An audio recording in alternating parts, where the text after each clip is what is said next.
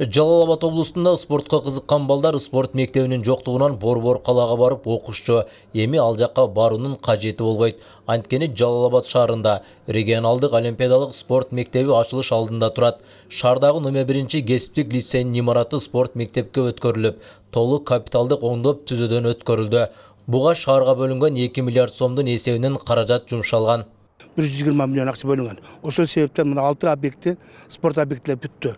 Жатакана, учебный корпус бүттү. Билесизби? Орто Азия боюнча бул биздин эгер бүтсөк, бул компактный спорт объекти болот да.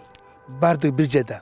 Ал эми бар башка жер, Өзбекстанда бар, Наманганда бар, алар ар вид өзүнчө жайгашкан да. А биздики болсо 7 вид бир жерде жайгашып атат. Ошон үчүн биз как образцовый спорт школалардын бири болот да. Эскилиги жетип, оңдоого муктаж болуп турган спорт зал бүгүнкү күндө толук кандуу оңдоодон өткөрүлүп, заманбап түрдө машыгуучу жайга айланды.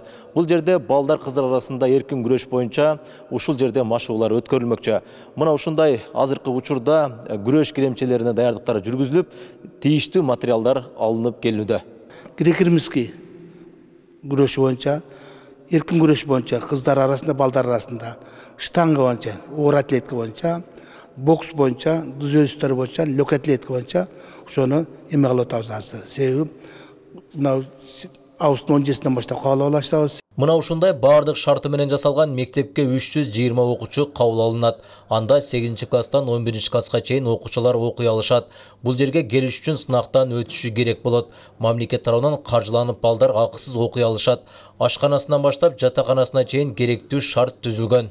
Аталган спорт мектебинде балдар жатып окугондуктан атайын жатаканасында дагы бардык шарттар каралган. Ар бир бөлмөдө 2ден керебет, ошондой эле мындай шкафтар орнотулган. Бул жерге кийимдерин илүүгө дагы ыңгайлуулуктар жаралган. Ошондой эле мына ушу бөлмөдөн чыккандан кийин эле бул жерде атайын колдорун жуучу мына ушундай жайлар коюлган. Андан сырткары мына ошонун жанында эле атайын ажатканаларга мындай унитаздар да коюлган. Ал сиздер менен чогуу мына ушунун эле жанындагы биз балдар жуунчу душтарды дагы көрмөкчүбүз.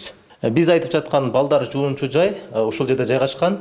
Азыр бул мен көргөн жер, бул жерде дагы атайын унитаздар коюлган. Ал эми бул балдар жуунчу душ болот. Бул жерде 3 бала жуунууга мүмкүнчүлүк жаралган. Бул жерде атайын өздөрүнүн адистер айтып атышат, ар биринде бөлүнүп балдарга ылайыкташтырылып берилет дейт. Бул менен эле токтоп калбастан сыртка да спорттук аянтча салынмакчы. Андан сырткары дагы кошумча шарттарды түзүү үчүн мамлекеттен 180 миллион сом бөлүнүүдө. Ал толук жумшалып бүтсө, алдыңкы спорт мектебине айланмакчы. Ильяс Турдубай уулу, Буркан Матов, Жалал-Абад шаары.